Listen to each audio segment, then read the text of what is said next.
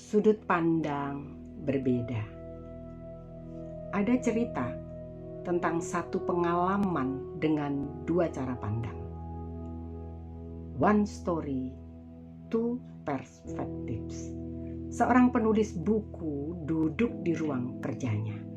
Dia mengambil penanya dan dia mulai menulis. Tahun lalu, saya harus dioperasi. Untuk mengeluarkan batu empedu, saya harus berbaring cukup lama di ranjang. Di tahun yang sama, saya berusia 60 tahun dan memasuki usia pensiun. Saya keluar dari pekerjaan di perusahaan yang begitu saya senangi dan harus meninggalkan pekerjaan yang sudah saya tekuni selama 35 tahun. Di tahun itu juga, saya ditinggalkan ayah saya tercinta. Kemudian masih di tahun yang sama, anak saya gagal di ujian akhir kedokteran karena kecelakaan mobil.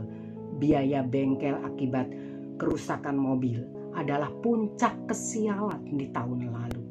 Di bagian akhir dia menulis, sungguh di tahun inilah tahun yang sangat buruk. Saat itu istrinya masuk ke kamar, menjumpai suaminya yang sedang sedih dan termenung.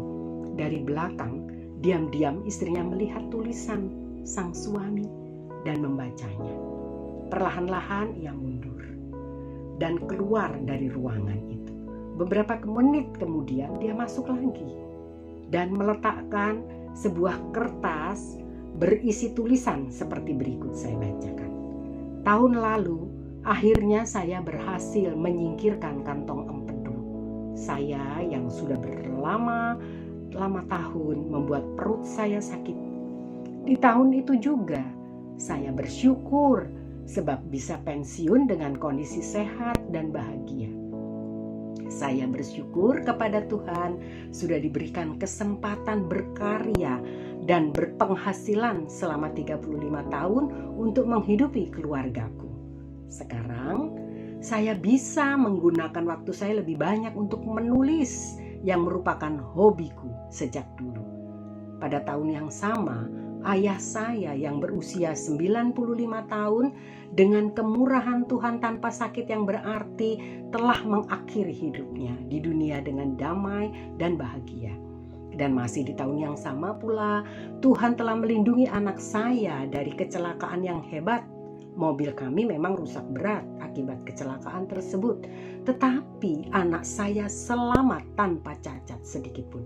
Puji Tuhan. Pada kalimat terakhir istrinya, dia menulis demikian. Tahun lalu adalah tahun yang penuh berkat, yang luar biasa dari Tuhan. Dan kami lewati dengan penuh rasa kagum dan syukur atas kebaikannya. Kita lihat perspektif yang berbeda dan berbeda membuatnya berubah. Bapak ini menjadi bahagia ketika dia membaca tulisan istrinya. Cara memaparkan, cara menuliskan, cara mengeluarkan isi hati yang berbeda, masalahnya sama. Itu berdampak sangat luar biasa. Saudara yang kekasih dalam Tuhan, saya akan membawa kita ke dalam perjanjian lama. Tapi sebelumnya saya akan katakan, sang penulis Bapak tadi pun tersenyum haru kepada istrinya dan tidak disadarinya mengalir rasa hangat di pipinya. Ia menangis terharu, bukan sedih dan kecewa, tetapi hatinya telah dipenuhi dengan rasa syukur dan berterima kasih karena sudut pandang berbeda dari istrinya menyadarkannya untuk mensyukuri setiap peristiwa yang dilaluinya sepanjang tahun lalu.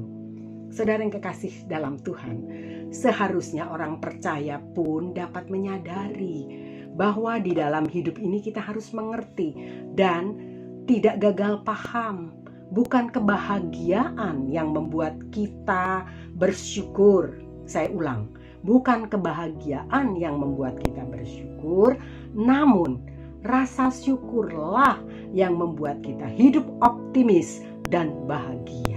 Puji Tuhan.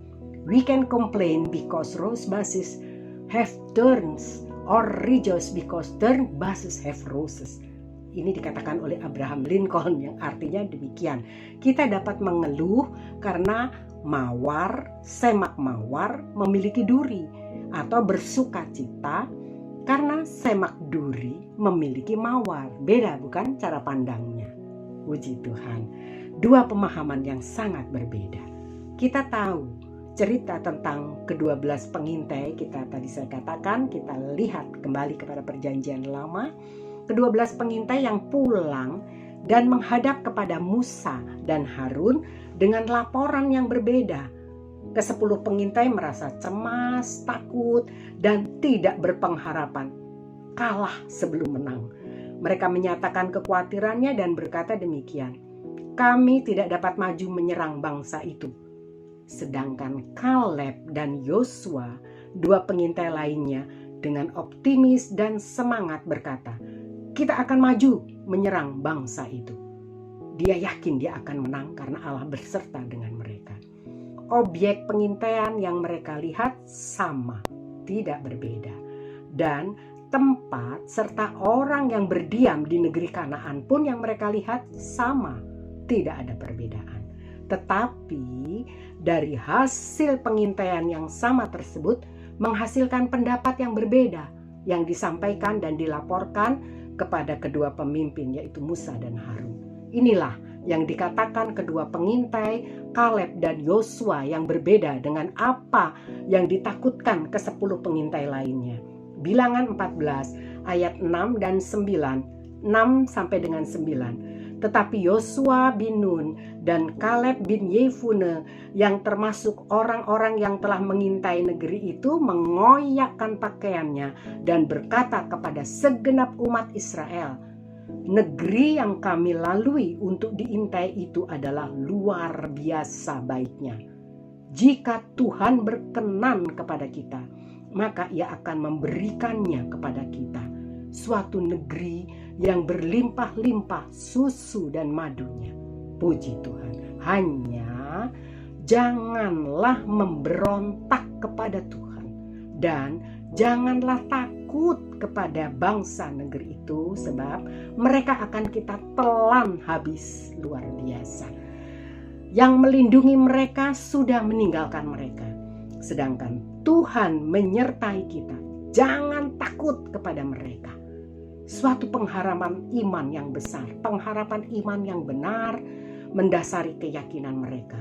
Imannya kepada Allah membuat mata rohani memandang tembus ke masa depan yang penuh harapan akan kemenangan yang dapat diraih serta keberhasilan, dan bukan keterpurukan atau kesedihan, kegagalan yang mereka akan menjadi bagiannya, tetapi keberhasilan itulah menjadi bagian mereka.